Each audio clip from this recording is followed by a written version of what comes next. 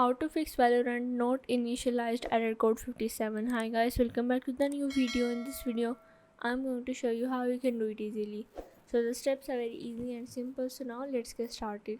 First of all, you have to go and log in your Valorant account. After that you have to go on the Windows, and here you have to go on your Windows settings.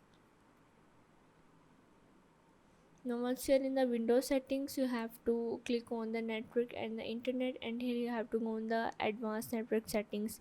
Now here you have to disable this network and add up a strong network connection, or you can also reconnect this.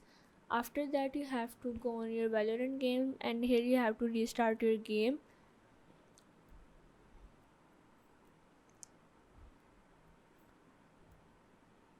Valorant error code 57 is often caused by the anti-cheat failing to initialize when you start the game, and it is easily can be fixed by your restart the game. If you manually disable Riot Vanguard, you can restart the game and it should start automatically. Or it is still not fixed, you can restart your computer. After that you are able to fix Valorant not initialized error code 57.